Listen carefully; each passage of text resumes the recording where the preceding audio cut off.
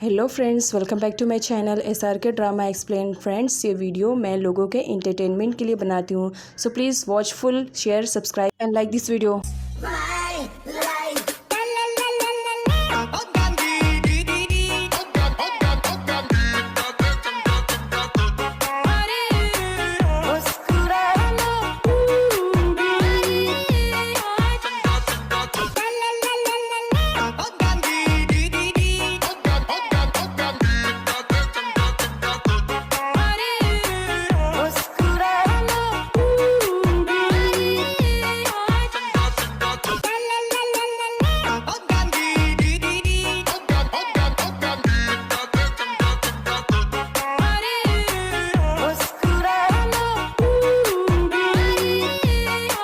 Previous part में हमने देखा था फैली का लॉकेट खो जाता है, हर जगह उसे ढूंढ रही होती है और ढूंढते ढूंढते वो स्कूल की कैंटीन में पहुंच जाती है, जहां पर ये चारों प्रिंस बैठे हुए रहते हैं और साथ में उसकी फ्रेंड भी बैठी हुई रहती है। यहाँ पर जब रागा फैली को देखता है तो उसे परेशान करने के बारे में प्लानिंग करने लगता है और हैंगा को इशारों में कहने लगता है जा करके वो फैली को परेशान करे। और हैंगा सेम वैसे करता है, वो आ करके फैली के हेयर क्लिप को ले लेता है जो कि मिस एडा ने उसे गिफ्ट किया था। और फैली को बहुत ही ज़्यादा बुरा लगता है। वो हैंगा से कहती है मेरी हेयर क्लिप मुझे रिटर्न करो, लेकिन हैंगा रागा को पास कर देता है और रागा यहाँ पर दूसरे बॉयज़ को पास कर देता है। मतलब इस तरह से उसके हेयर क्लिप को एक दूसरे के साथ पास कर रहे होते हैं। और यहाँ पर हैंगा तो बहुत ज़्यादा हंस रहा होता है कि फैली इतनी ज़्यादा परेशान हो रही है। आखिर पास करते करते फाइनली वो क्लिप आती है फैली के फ्रेंड के पास, कालोई के पास, बट वो हेयर क्लिप को तोड़ देती है, जिसकी वजह से फैली को बहुत ही ज़्यादा बुरा लगता है कि आखिर उसकी बेस्ट फ्रेंड ऐसे कैसे कर सकती है। जॉर्डन को बुरा लगता है फैली के साथ किया हुआ बर्ताव, बिकॉज वो दिल का काफ़ी अच्छा था। नेक्स्ट सीन में कालोई को दिखाया जाता है जब वो स्कूल के बाहर जाती है तो फैली उसके पीछे जा करके उसे सडनली हक कर लेती है, बिकॉज काफ़ी टाइम के बाद वो अपने बेस्ट फ्रेंड से मिली थी। बट यहाँ पर कालोई का उसे अलग ही रूप देखने को मिलता है।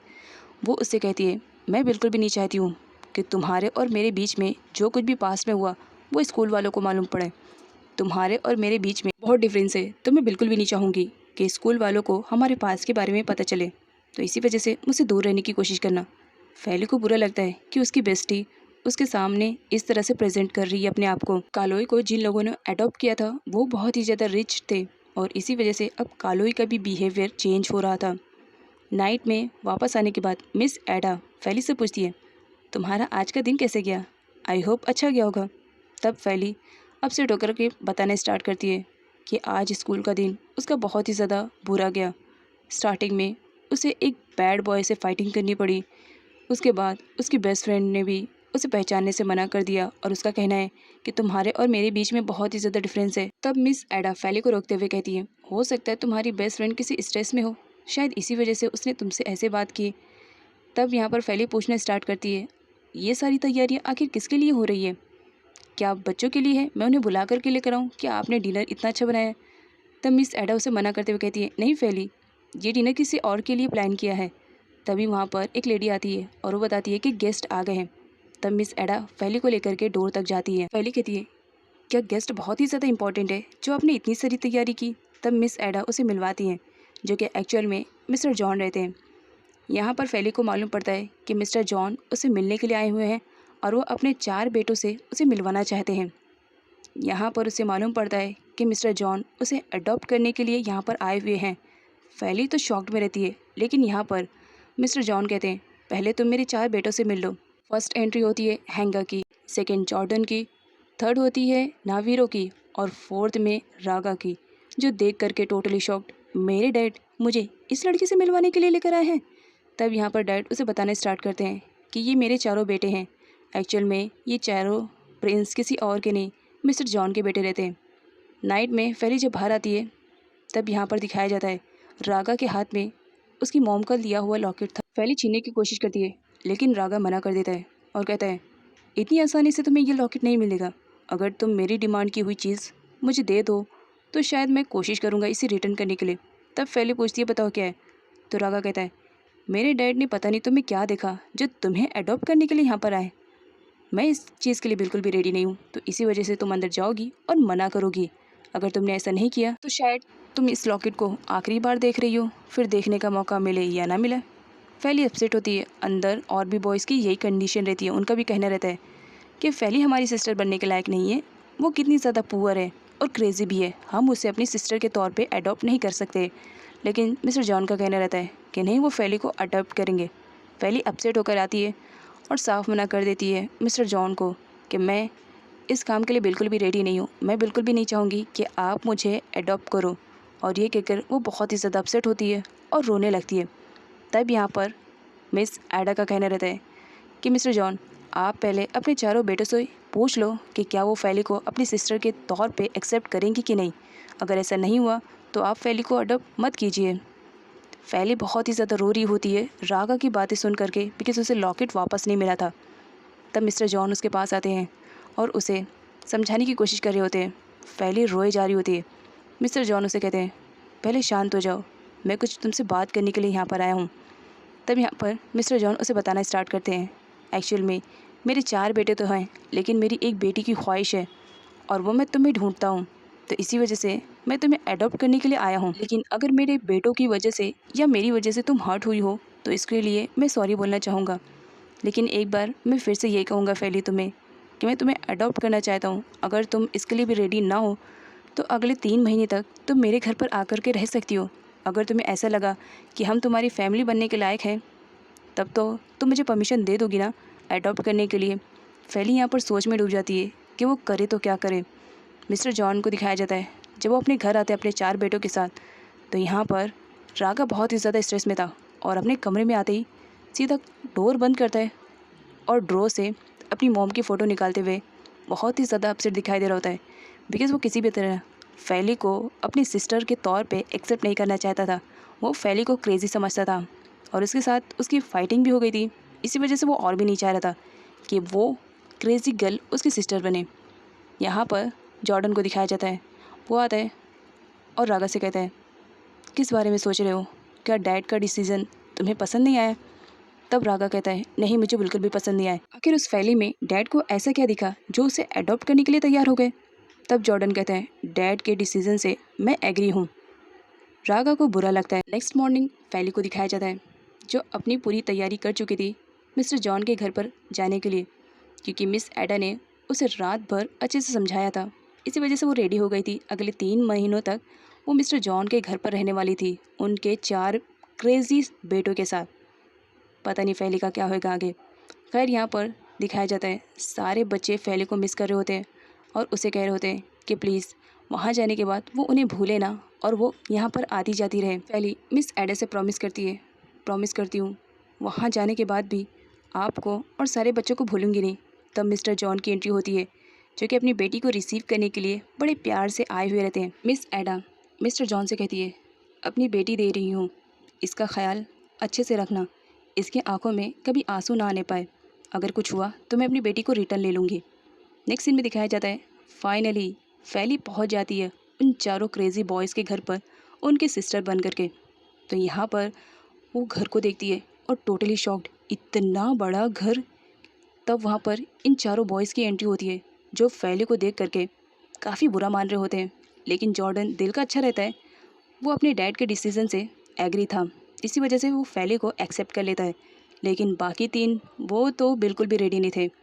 यहाँ पर तीनों उसे बस घूरे जा रहे होते हैं जैसे कि मानो उसके घर में कोई एलियन आ गया हो। यहाँ पर जॉर्डन फैली को लेकर जाता है कि वो उसका रूम दिखाए और यहाँ पर नावीरो को दिखाया जाता है। वो कहता है, इस लड़की को ब्रो जितनी जल्दी हो सके घर से बाहर निकालो। मैं बिल्कुल भी बर्दाश्त नहीं कर सकता हूँ कि डैड इस लड़की को प्यार करे। हम 4 काफ़ी हैं अपने डैड के लिए।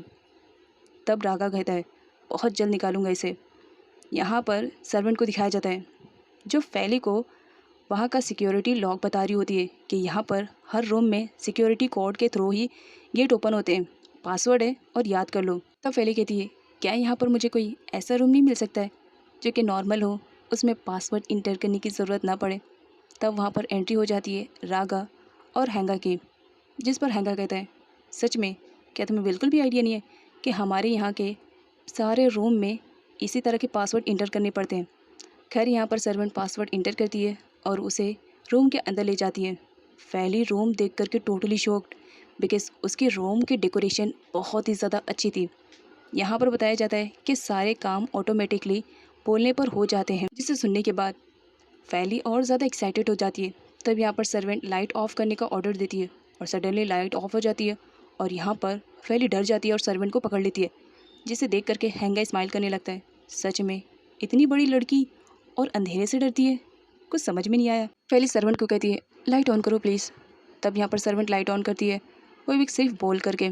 फैली को यहाँ पर बताया जाता है कि उसके रूम को पूरा ऑटोमेटिकली सारी चीज़ों से अरेंज किया गया है, सिर्फ उसे बोलना है, बाकी सारा काम हो जाएगा। इवन उसे कर्टन्स हटाने की भी ज़रूरत नहीं है, वो सिर्फ बोले और हट जाएगा। वो बोलने के लिए बहुत ही ज़्यादा क्लोज हो जाती है मशीन के। तब जॉर्डन हंसने लगता है फैली को इस तरह से देख करके। वो फैली से कहते हैं तुम्हें मशीन के इतने ज़्यादा क्लोज जा करके बोलने की ज़रूरत नहीं है, तुम रूम के किसी भी पार्ट में रहो, तुम्हें सिर्फ बोल देना है, बाकी तुम्हारा काम हो जाएगा। फॉर एग्जाम्पल यहाँ पर देखो मैं किस तरह से बोलता हूँ। और वो ऑर्डर देता है कर्टन्स को ओपन होने का, जो कि हो जाता है। फैली बहुत ही ज़्यादा खुश हो जाती है अपने रूम के सारे डेकोरेशन के देख करके। लेकिन यहाँ पर हैंगा और नावीरो तो उसका मजाक उड़ाए जा रहे होते हैं। तो जॉर्डन उन्हें कहता है तुम लोग चलो, फैली को आराम करने दो। सारे लोग जब चले जाते हैं, फैली बहुत ही ज़्यादा एक्साइटेड थी। वो फ्रेश होकर के आती है, तब उसे मालूम पड़ता है कि रागा उसका वेट कर रहा है। तो वो नीचे आती है, तो रागा उसे कहता है अब तुमने मेरे घर में एंट्री कर ही लिया है, तो चलो तुम्हारे लिए कुछ सामान भी मुझे ख़रीद कर लेकर आना है, ऐसा डैड ने कहा है। लेकिन यहाँ पर फैली को कुछ भी आइडिया नहीं था कि राघव उसके साथ क्या करने वाला है। राघव फैली को कहता है कार में बैठो जल्दी। तो फैली कहती है कार में? लेकिन क्यों, मुझे कहाँ लेकर जा रहे हो? आखिर बताओगे तब तो चलूँगी। तो राघव कहता है अब तुम हमारे घर में आ गई हो तो तुम्हारे लिए कुछ शॉपिंग करनी है, डैड ने कहा है, चलो। उसके बाद फैली अंदर बैठ जाती है। तो राघव से कहता है ठीक है, लेकिन मुझे पार्किंग एरिया के लिए थोड़ा सा टाइम चाहिए, तुम जा करके खड़ी हो जाओ, मैं कार को पार्क कर दूँ, ताकि उसके बाद हम दोनों मिल करके तुम्हारे लिए शॉपिंग कर सकें। फैली को थोड़ा सा अजीब लगता है, बट फिर भी वो निकल जाती है कार से। और रागा अपनी कार लेकर के पार्किंग एरिया का बहाना बना करके सीधा पहुंचता है घर पर, और काफ़ी खुश था कि फाइनली उस क्रेजी गर्ल फैली से छुटकारा तो मिला, और वो शायद हमारे घर पर नहीं आएगी। वो यहाँ पर म्यूज़िक ऑन करता है और मस्त में म्यूज़िक सुनता रहता है कि चलो, फैली नाम की मुसीबत तो उसके घर से गई। उसने फैली को दूसरी जगह पर छोड़ दिया है ताकि वो अब उसके घर पर रिटर्न ना आने पाए। लेकिन मौसम ख़राब होने लगता है। तब यहाँ पर हैंगा को अब फैली की फ़िक्र होने लगती है कि पता नहीं वो किस सिचुएशन में होगी, और बारिश भी स्टार्ट हो जाती है। तो वो डिसाइड करता है वो फैली को ढूंढने के लिए जाएगा। इधर फैली रागा का वेट करी होती है कि वो पार्किंग एरिया में कार को पार्क करके ज़रूर आएगा। और वेट करते करते इतना ज़्यादा हो जाता है कि बारिश होने लगती है, और यहाँ पर वो पूरी तरह से भीग जाती है। तब रागा आता है अम्ब्रेला लेकर के, और यहाँ पर फैली को मालूम पड़ता है कि रागा तो उसे छुटकारा पाना चाह रहा था, उसने जानबूझ के उसे यहाँ पर छोड़ दिया था। तब यहाँ पर फैली का रिएक्शन बहुत ही ज़्यादा बुरा लगता है। वो रागा को चिल्लाते हुए कहती है सच में तुम इतनी ज़्यादा क्रेजी हो, मुझे बिल्कुल भी आइडिया नहीं था। मतलब बदला लेने के लिए तुमने मुझे इस हद तक का भी यूज़ कर लिया। तुमने मुझसे झूठ कहा कि तुम मेरे लिए शॉपिंग करने के लिए आ रहे हो, लेकिन एक्चुअल में तुम तो यहाँ पर मुझसे छुटकारा पाने के लिए आए थे ना, तुमने मुझे जानबूझकर छोड़ा। सच में मैं क्रेजी हूँ जो तुम जैसे लड़कों को समझ नहीं पा रही हूँ। और गुस्से में वो रागा को कहती है आइंदा मैं तुम्हारी बातों को बिल्कुल भी ट्रस्ट नहीं करूँगी, और गुस्से में चली जाती है। नेक्स्ट मॉर्निंग चारों प्रिंस स्कूल जाने के लिए रेडी रहते हैं, और उनकी एडॉप्टेड सिस्टर भी जाने के लिए रेडी रहती है। पर यहाँ पर जाने से पहले वो मिस्टर जॉन के हाथों को रिस्पेक्टफुली किस करते हुए कहती है अब मुझे ब्लेसिंग दो कि मैं स्कूल में अच्छे नंबर लेकर आऊँ। मिस्टर जॉन को बहुत ही ज़्यादा अच्छा लगता है, क्योंकि उनके चारों निकम्मों बेटों ने तो ऐसा कभी कुछ नहीं किया था। यहाँ पर मिस्टर जॉन का कहना रहता है अब पहले तुम हम लोगों के साथ रहने लगी है, तो तुम लोग इसे कार में लेकर जाओगे। लेकिन जॉर्डन कह देता है कि नहीं, मैं मेरी कार में अकेले जाऊँगा, और ये कहकर वो तो चले जाता है। बट राघव क्या कहे, तो इसी वजह से ना चाहते हुए भी फैली को उसे अपने साथ स्कूल ले जाने के लिए रेडी होना पड़ता है।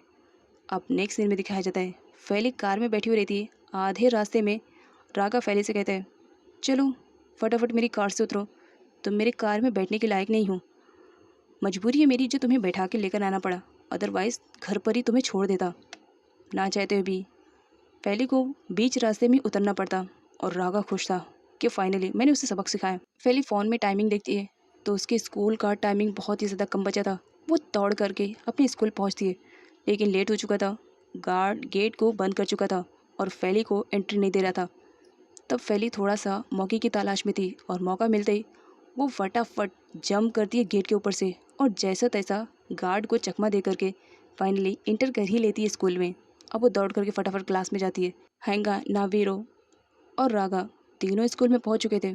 उनके सामने से जब एक ब्यूटीफुल लड़की गुजरती है तो नावीरो और हैंगा तो बस उसे ही देख रहे होते हैं। पहले दौड़कर क्लासरूम में जाने की कोशिश करी होती है, तब वो हैंगा से टकरा जाती है। हैंगा उसे वार्न करता है, नेक्स्ट टाइम मुझसे टकराने की कोशिश मत करना, देख के चलना। सानिया फेली को बताती है कि आज रागा का कार रेस होने वाला है और वो उसे देखने के लिए चलना पड़ेगा क्योंकि अलाइना उसके साथ नहीं आ रही है।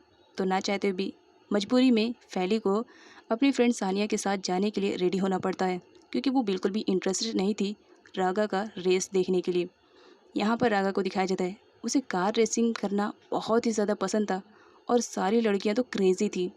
मतलब हर कोई बस एक ही चाह में रहता है कि रागा उसे एक बार अपने कार में बिठाए। रागा जब फेली को देखता है तो वो यहाँ पर अनाउंसमेंट करता है, आज मैं अपने कार में किसी एक लड़की को परमिशन दूंगा बैठने के लिए। सारी लड़कियाँ बहुत ही ज़्यादा खुश हो जाती हैं कि हो सकता है रागा उनको परमिशन दे, लेकिन यहाँ पर फेली को बिल्कुल भी इंटरेस्ट नहीं था। वो तो बिना मन के ही वहाँ पर आई थी। तब रागा उसके पास आता है और सडनली उसका हाथ पकड़ करके उसे लेके जाने लगता है। तो यहाँ पर फेली कहती है, मुझे कोई भी इंटरेस्ट नहीं है तुम्हारी इस कार में बैठने के लिए। तो रागा कहता है, क्या तुम डर गई हो कि मैं कार को बहुत फास्ट चलाता हूँ, तुमने सुना ही होगा ना। तो फेली कहती है, डर और तुमसे बिल्कुल भी नहीं लगता है। तो रागा कहता है, फिर बैठो और देखो मैं कितनी स्पीड से कार चलाता हूँ। यहाँ पर फेली बैठ तो जाती है लेकिन बहुत ही ज़्यादा डर रही होती है।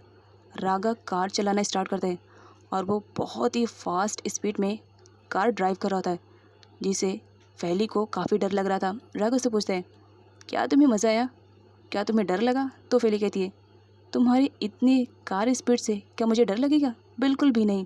सारी गर्ल्स चेयरअप कर रही होती हैं, लेकिन यहाँ पर कालोई जब देखती है कि रागा ने फेली को अपनी कार में बिठाया तो उसे बहुत ही ज़्यादा बुरा लगता है और वो वहाँ से चली भी जाती है। यहाँ पर रागा को दिखाया जाता है वो दोबारा से कार और स्पीड में चलाता है और फेली से कहते हैं, क्या अब मज़ा आया। क्योंकि वो फेली को डराना चाह रहा था लेकिन फेली समझ चुकी थी। वो कहती है, तुम्हारी इतनी सी स्पीड से मेरा कुछ भी नहीं होने वाला, मुझे बिल्कुल भी मज़ा नहीं आया। तुम इसे कार रेसिंग कहते हो, मेरे लिए तो ये किसी टॉय कार से कम नहीं है। अब रागा को बुरा लगता है, मेरी कार टॉय की कार से कंपेयर कर रही है। खैर यहाँ पर फेली जब बाहर निकलती है तो रागा उससे पूछता है, बताओ तुम्हें कैसा लगा इस कार रेस में ट्रैवल करके। तो फेली यहाँ पर फन्नी सा आंसर रिप्लाई करती है, जिसे सुनने के बाद सारे लोग भी हंसने लगते हैं। रागा काफ़ी गुस्से में था और वो अपना पूरा फ्रस्ट्रेशन पिलो पे निकाल रहा होता है। तब वहाँ पर नावीरो और हैंगा आते हैं और उससे पूछते हैं, क्या बात है ब्रो, काफ़ी टेंशन में लग रहे हो, क्या फेली की वजह से। अगर उसे सबक सिखाना चाहते हो तो हम तुम्हारी इसमें हेल्प कर सकते हो। अब सबक सिखाना वो भी फेली को, तो ऑफ कोर्स रागा को तो बहुत ही ज़्यादा मज़ा आने वाला था। वो कहता है हाँ। इधर फेली को दिखाया जाता है वो अपना सेलफ़ोन यूज़ कर रही होती है और चार्जिंग के लिए जब वो जाती है तो सडनली यहाँ पर दिखाया जाता है नावीरो लाइट ऑफ कर देता है पूरे घर की, क्योंकि उन लोग अच्छे से जानते थे कि फेली को अंधेरे से डर लगता है। फेली अब काफ़ी डर चुकी थी, वो हेल्प के लिए चिल्लाने लगती है। बाहर तीनों आराम से खड़े होकर के फेली की डरी हुई वॉइस सुन रहे होते हैं और रागा तो उसकी वॉइस सुन करके बहुत ही ज़्यादा हंस रहा होता है और वेट कर रहे होते हैं कि उसे और डराना है। फेली बहुत ही ज़्यादा डर जाती है और अंदर से कुछ टूटने फूटने की आवाज़ आने लगती है। तो यहाँ पर रागा डर जाता है कि आखिर हो क्या रहा है। वो कहता है, अंदर कुछ हो तो नहीं गया। तो नावीरो कहता है, नहीं कुछ नहीं हुआ है, वो बस डर रही है, तुम अच्छे से इंजॉयमेंट करो, उसने तुम्हें बहुत ज़्यादा परेशान किया ना, तो आज परेशान करने की बारी हमारी है। तब रागा कहता है, नहीं डोर को ओपन करो, मुझे देखना है। वो पासवर्ड इंटर करता है लेकिन पासवर्ड गलत रहता है, जिसकी वजह से डोर ओपन नहीं होता है और उसी टाइम पे जॉर्डन की एंट्री होती है। So friends, don't forget to watch next part.